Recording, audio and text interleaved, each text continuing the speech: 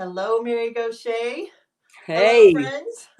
Songwriting hey, with Soldiers, Facebook friends, YouTube viewers, Mary Gauthier followers, welcome. It's Friday, July 31st.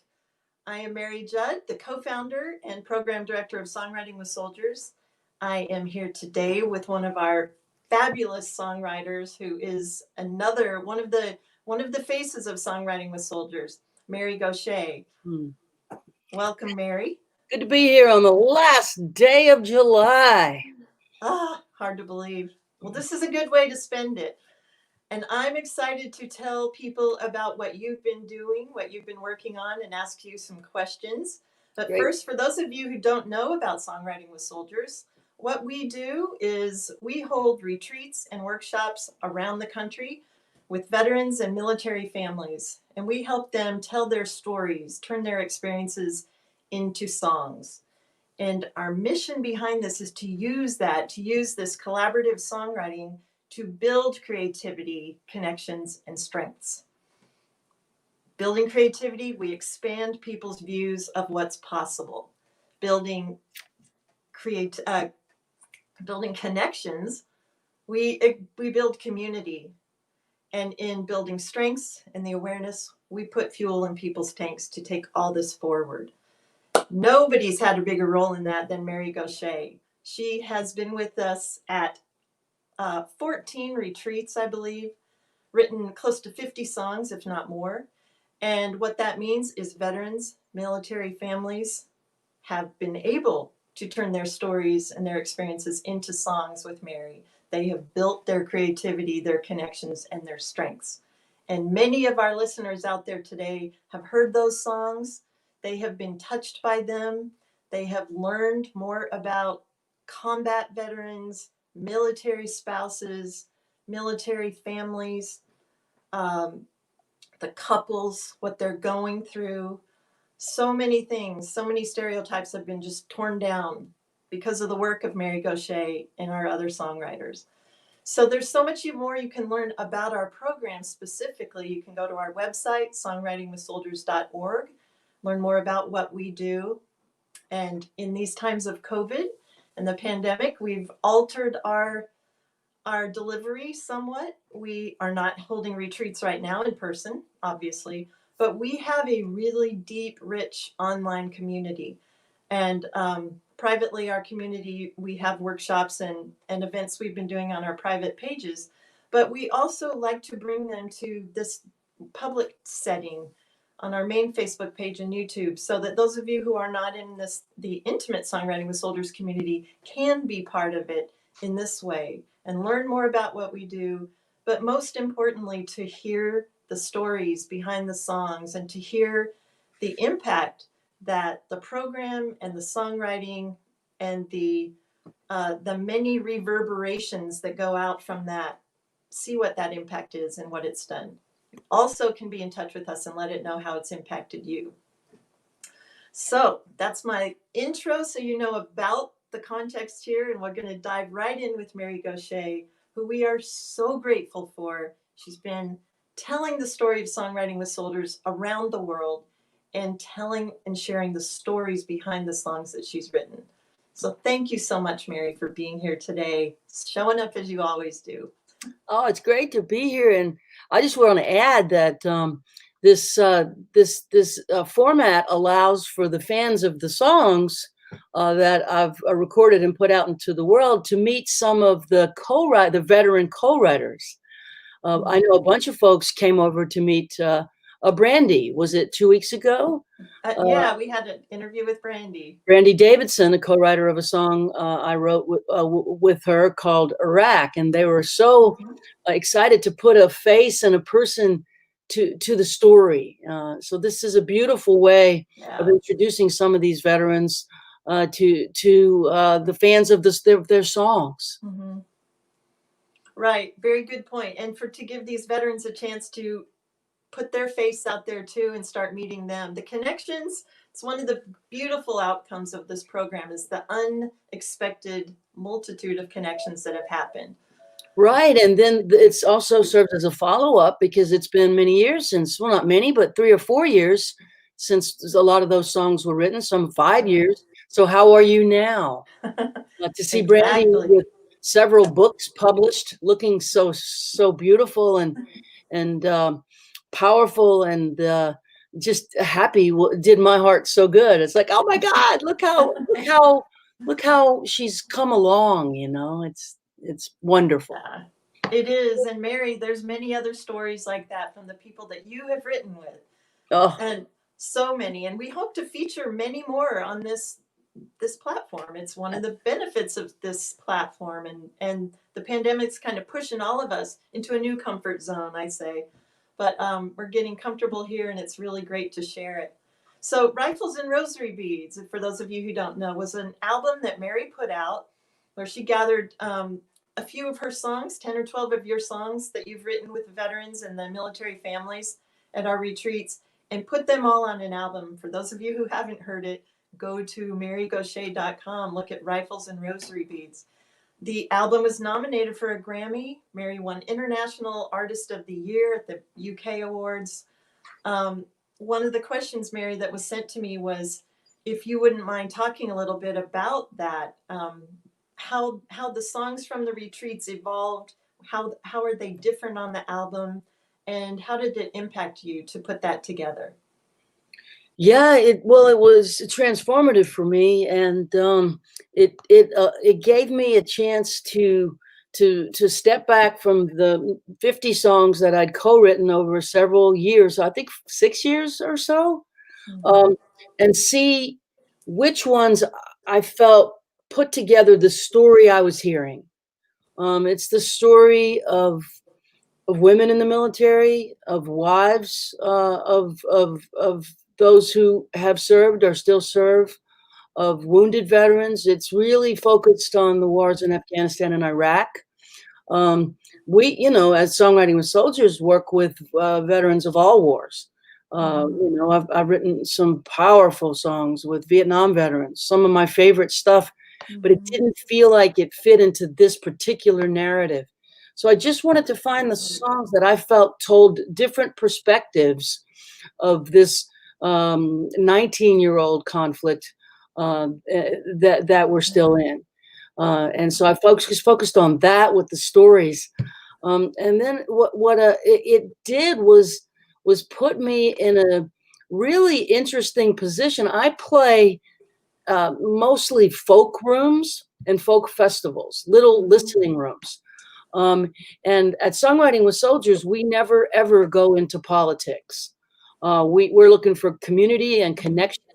And politics is just so divisive and so toxic right now, especially. It's just not Mm-hmm. going to serve the song. It's not going to serve the community. So we just don't go there. So when I'm playing songs written from the perspective of people who've served and their families in folk rooms, the audience is almost always uh, uh, thinking in political terms. And they look at me and they hear the songs and they go, this is really product confusion. It Mm-hmm. takes them a while to absorb the the truth, which we all know from having done this work for so long, is that our veterans are no different than us. That the military is just a reflection of society as a whole, and the stereotypes that many people, quite frankly, on the left have of those who serve and their families is a stereotype. And these songs dismantle that, I think, in a way that can be, in some situations, startling for people. Like, wait a minute, that's not what I thought a Mm-hmm. soldier was. And I love being given the opportunity to do that because stereotypes divide us. Mm-hmm. And empathy unites us, and a song well written generates empathy. Well, you have done such a beautiful job of that, Mary. And as you know, that is the essence of what started Songwriting with Soldiers. Really was Darden Smith writing with a veteran. I was there working. We were working on a potential different project, but all three of us, myself, Darden, and the veteran, had stereotypes of each other that were gone. And I never would have thought that kid was a veteran. And he wouldn't have thought these people would care about what he'd been through. And that was the nugget. And we've gone now 8 years into it. There's as people who have looked at our list of songs, our catalog, there's such a variety. And you, as an example, have written with the combat veteran, with the survivor's guilt, the guy who didn't get deployed, the women who were in situations that were very much combat, but they're not combat veterans. You've written with families, heard what the teenagers had to say. So through these songs and through your ability to truly listen for the story, I think that it's such a reflection right now of what is so helpful to all of us, and that is that ability to really, really listen for what this person has been through and what their take is, and to put it in a song that we can all listen to is such a gift. I know I speak for probably everyone watching. We're so grateful. And that is one question I did want to ask you. Right now, we're in the time where listening and really being open to each other's viewpoints is critical. We need to be able to have conversations, and you have a beautiful ability to put your preconceived notions aside, it seems, and take in the story and write the song. Do you have any insight into how you do that, or if you wanted to guide somebody else in maybe being Yeah, improving? as a songwriter, as an artist, I actually don't. I'm not interested in viewpoints. I want to know your story. I don't even want to know the story about the story. I want to know what happened. So when I sit down with the veteran, for example, Joe Costello, a veteran who wrote the title track to Rifles and Rosary Beads with, when we sat down, he was having a hard time putting his thoughts together, and I didn't even want to know his thoughts really. I wanted to know how he felt, and I wanted to know what he saw. So I just said, you, 19 years old, getting off that plane after basic training, landing in Fallujah during the surge, what did you see? What did you smell? What did you hear? And he said the words in the song. He said, I saw orange smoke and yellow haze. I saw little kids in the street crying. I saw burned out schools, burned out homes. I saw guys clutching their rifles with white knuckles. I saw other guys praying the rosary, rolling the beads in their hands. I just wrote down what he saw. It's our stories that connect us more than our thoughts or our opinions or interpretations of the story. If we can sit down and listen to someone's story, I think we can find ourselves in that story. And that's empathy. And that is what unites us and connects us. I'm in recovery. I celebrated 30 years, July 13th, sober from drugs and alcohol. And I do attend meetings. And how do you do that for 30 years, you might ask? I'll tell you how. You want to hear good stories? Go to, the best stories in Storyland.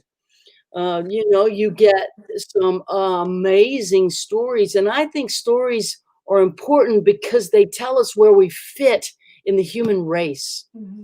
I toured with this guy for a couple of years, a great Texas songwriter named Guy Clark. And he said, I reckon we're all pretty much living the same life. We just hit the marks at different times. And I think there was great songwriter wisdom in that. And we learn about this through listening to people's stories. And we see ourselves there. It's astonishing over and over again for civilians to experience empathy with wounded veterans, to see their self in these stories that they couldn't imagine having that experience. They've not been to war. They've not been wounded in that way, but they can feel that experience as if it were theirs through a song. And that's transformative for a civilian, not just a veteran. Right. Right. And like you say, when you tap into that truth and that really specific story of the veteran or the family member that you're riding with, we've seen people at the retreats who are not they may be a visitor coming or someone who works at the venue, and they'll hear the song and it will touch them in a way of with what they're going through, like a divorce or a loss in their family, and they'll feel this link.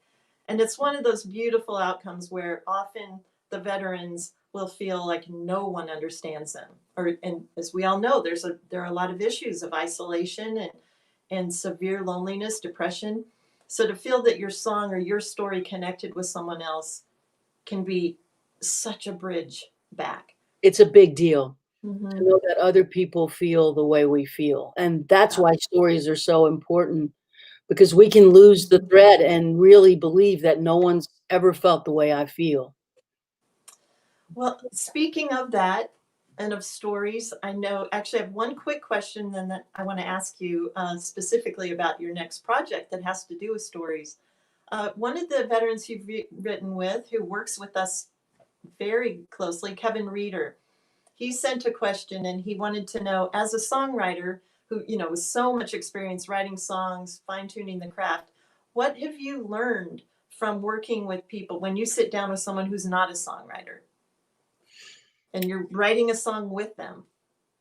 I always learn that we have more in common than not in common, and that the illusion that we all buy into, which I call the binary, is illusion. You know, the binary is, you know, man, woman, Democrat, Republican, straight, gay, black, white, civilian, military. The binary is putting us on opposite sides of a spectrum where emotionally and spiritually we are so similar. You can sit with someone who you think is on the other side of this binary, and if they tell you their story from their heart, you're gonna hear things that you deeply relate to.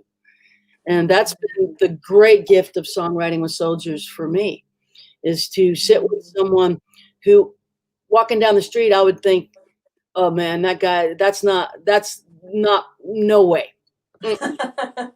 No, we have different bumper stickers on our cars. And we may have very different opinions about things. But when we get down deeper beyond that ideological belief system type stuff and get to our emotional experience of being human and how it feels to be in this skin, we have a lot in common. And that has been such an incredible experience for me as a songwriter, working with people through Songwriting with Soldiers, that I would have never been able to have these deep and I think vulnerable and intimate conversations with as we work on our songs.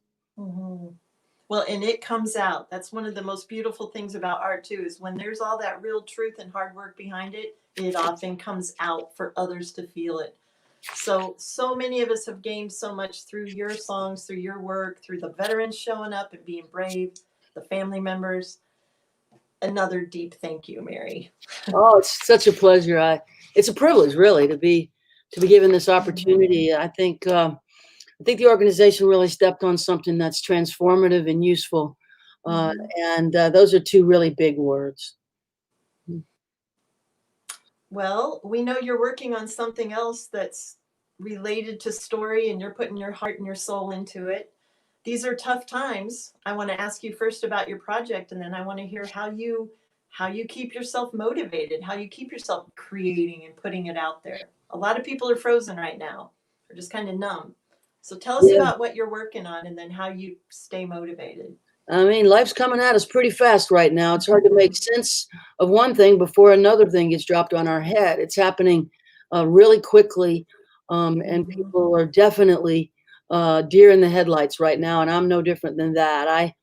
You know, as a person in recovery, one of the just basic fundamental trainings, if you're going to get sober and stay sober, is to do it one day at a time. No addict or alcoholic can sit down and say, I'm going to do this the rest of my life and not feel like that's completely impossible. So we train our brains to not think those thoughts. And I'm pretty good at going, I'm going to stay sober today. Today, I'm not going to put drugs or alcohol into my system. And if I get to my pillow tonight sober, I will have had a successful day. The rest I can work on tomorrow. And so right now, part of what helps keep me creative is staying in the day. The big picture is overwhelming. There's way too many uncertainties.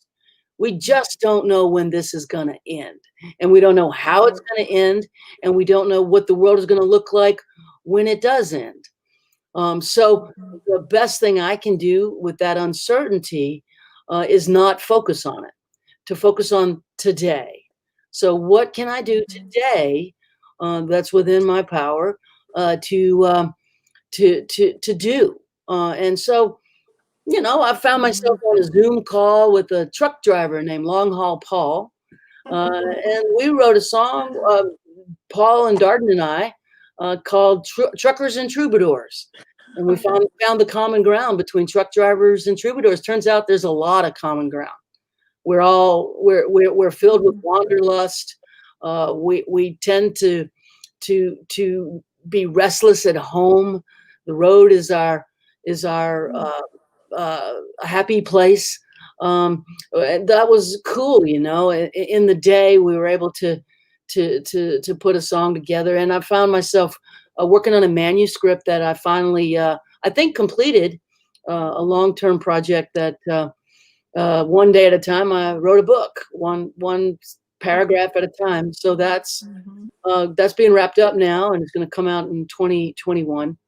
And That's exciting. I know, and I am reading a lot. If I'm not feeling particularly creative, what I tend to do is to put the fuel pump into the side of the car and load it up with fuel. And for me, that means reading a lot. Watch a lot of movies that are of interest to me, and documentaries and old films that I didn't like see. Like somehow I never saw Gone with the Wind or Casablanca. I go back and look at and read the classics that I skipped over somehow. And I find gardening really helps me too. That the garden is not the same every day. It's different. You know, I went downstairs yesterday and some grasshopper had devoured an entire tomato plant. All that was left was nubs, like little nubs. I'm like, wow, that was a hungry grasshopper. And, you know, it's like, well, I'll just pull that tomato plant out. I got a little basil plant that's hiding under an okra plant that's flourishing. So move the basil plant to where the tomato plant was and dare the grasshopper to eat that. I think staying engaged with what I can do is very helpful, because big picture is overwhelming. And if I spend too much time trying to make sense of it, mostly I just feel frozen. Yeah. Well, I'm really glad you said that, because a lot of people, you know, at our retreats, we do a lot of work on making sure you know your go-to sources to feed your happiness, feed your positivity, because it's what keeps us going. And you got to know those go-to sources, and they're not being selfish. And you're giving this great example of when you need to fuel your tank so that you have the energy to do the work you want to do. So I love those examples. Yeah, you got if you're feeling empty, you probably are empty. So you got to put stuff in, you know, healthy food. I've been cooking a lot again. I splurged and spent $150 on a Chef's Choice Pro knife sharpener. So I got this great knife sharpener, so I can just slice through my tomatoes without bruising them. I'm in the kitchen again, and I'm hiking. That really helps me. I get up in the morning. I read the New York Times, which is my favorite thing, a cup of coffee in the New York Times. And then I put on my hiking shoes, and I usually hit the 5 miles of pretty hilly terrain. And that makes me have self-esteem, because it's hard to hate myself when I just hiked 5 miles in hilly terrain in 94 degrees. Like that's self-esteem building. I showed up, you know. And also discourages ordering an extra large pizza with everything on it for dinner, because I know how hard I worked. So it's those little Very things. good. It's little things, you know. Yeah, I love it. yeah, yeah. Well, thank you. Thank you for sharing that. We all need those good examples and the reminder that it's not selfish. It's good, taking good care of ourselves. So one of the things I love is hearing somebody read a little bit of a story. So do you have anything you might want to read, Mary, from Yeah, what you're yeah, working on? yeah. Thank you for inviting me to do that. This is going to be in the book. Well, it is in the book, and the book is coming out in August of 2021. It's called Saved by a Song. And it's my deep belief that there is salvation in art and song. And for me, I've held on to songs and songwriting as if they were a life raft when I was in the ocean and there was no land in sight. And I have held on to the art form in my own darkest hours. And it has helped me to express things that there were no way to express any other way.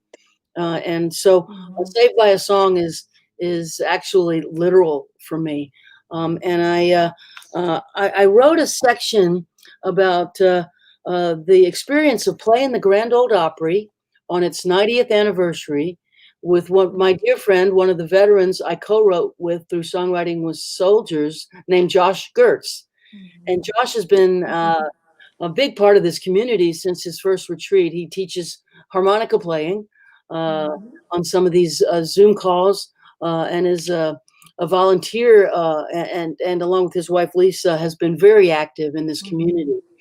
And so we were able, through the help of Veterans Airlift Command, to fly Josh in to play harmonica with me on the 90th anniversary of the Grand Old Opry on a song that we co-wrote at Songwriting with Soldiers.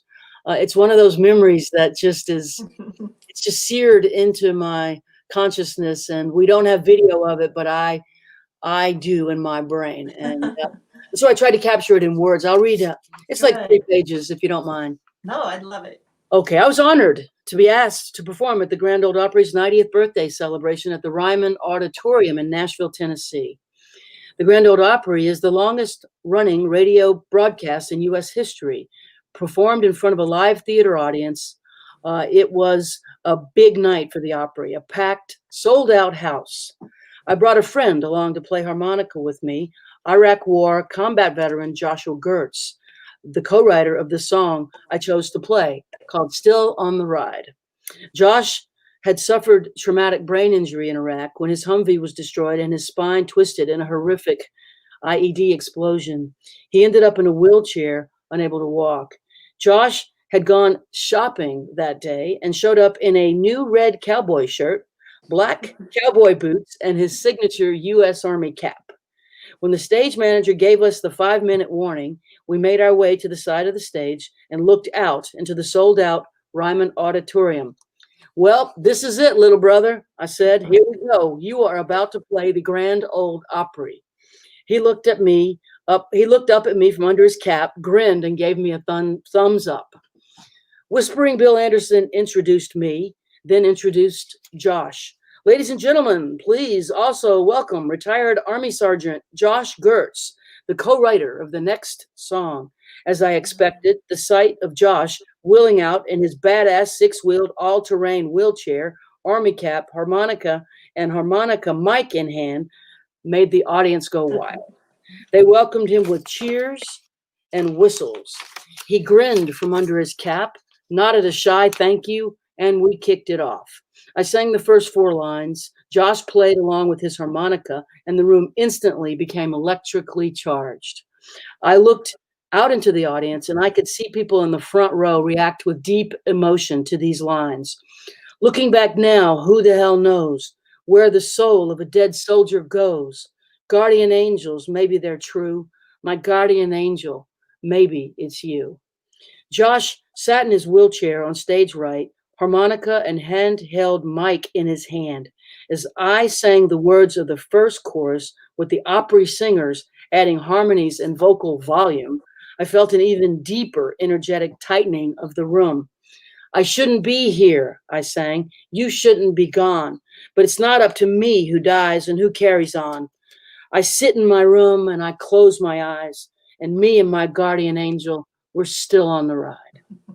The sold-out Ryman audience, the Opry musicians, and the house ushers were all mesmerized by the power of Josh's story.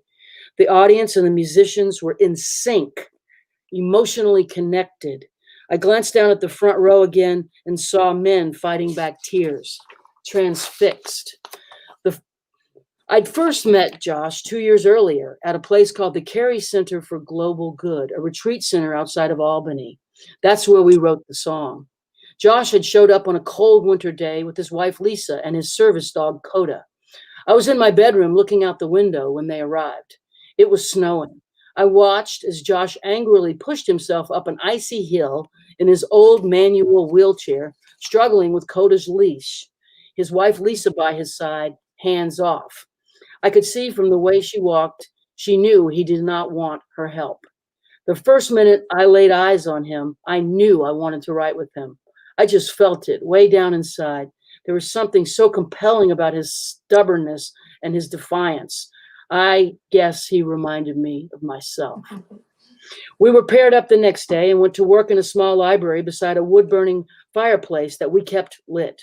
As we talked, Josh struggled to tell me his story to its conclusion before starting another story. He was carrying so much trauma and pain that his thoughts seemed to me like they were scrambled eggs. Years of battling blood clots, spinal and brain injuries, PTSD, and partial paralysis had taken their toll. I didn't know it at the time, but he had attempted suicide 2 weeks prior and had settled on the date when he would attempt it again. As he talked, I could see that it was not his physical injuries that troubled him most. No, he was tormented most of all by survivor's guilt, having lost his best friend in a horrific crash. I shouldn't be here. He shouldn't be gone, Josh said, and he gave me an idea. I asked him if he believed in guardian angels, those mysterious, benevolent beings I somehow managed to have faith in for my entire life, particularly in moments of great pain. He said, I don't know. Why not? I asked him if he thought maybe his best friend could be his guardian angel. Perhaps that's why he's still here. Didn't it make sense that a dead soldier would want to continue to serve their loved ones from spirit world? Wouldn't a dead soldier make for a truly fierce guardian angel? He thought for a moment. He didn't say anything. He looked out the window. He later told me he saw 3 rocking chairs on the porch, and the one in the middle had mysteriously started rocking. He looked back at me and nodded. Well, why not? I can't think of any other reason why I'm here, still on the ride. That's when I heard it. Still on the ride. It's the title of our song, I said. Josh agreed, and from there we were able to write that thing pretty quickly.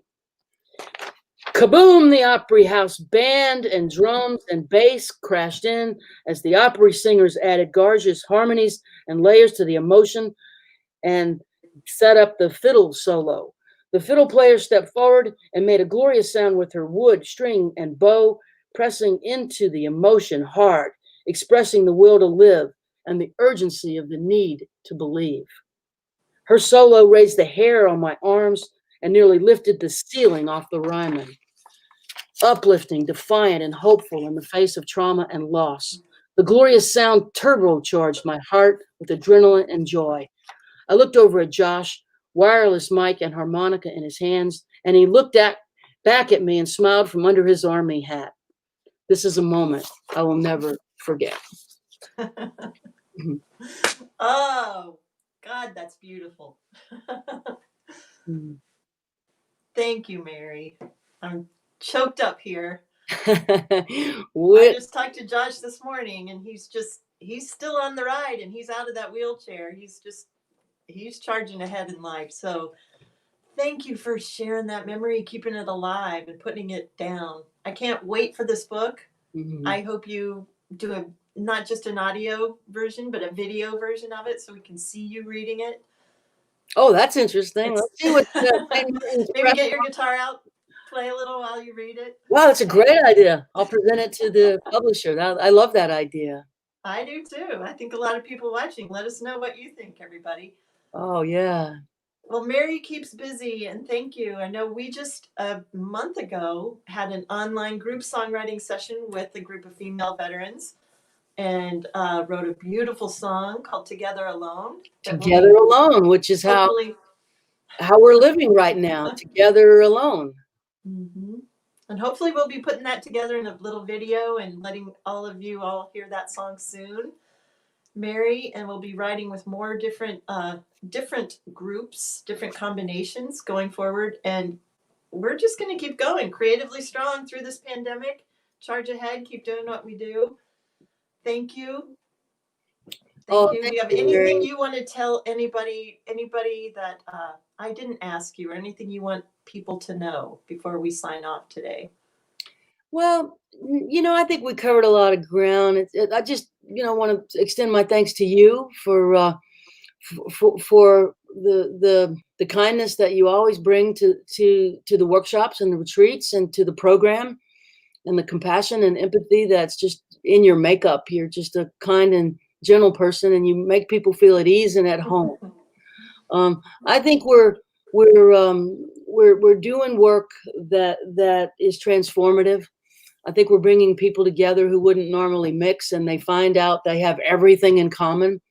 And this is such an important thing to do all the time, but especially right now. And it's just an honor and a privilege to be a part of this wonderful nonprofit. Well, you are. Thank you. And for those of you out there who don't necessarily feel like you're kind and compassionate, you can talk to my family and they'll tell you, there's plenty of fire in this belly here, and it's what's gotten us where we are too. A lot of that, but we've all got it in us, and you bring it out, Mary. You help so many other people feel their kindness and their empathy. So let's all do this together. We're in this together, and we can go forward. Thank you. Thank you, Mary. Say thank you to Jamie for all the help that she brings to Songwriting with Soldiers too. Jamie Harris. Thank you, and we'll be seeing you, talking to you again very soon. Thank For you. everybody out there watching, thank you. Send us your comments. We'd love to hear how this resonates with you too. Thanks, everyone. Thanks, everyone. Goodbye. Take care. Stay safe.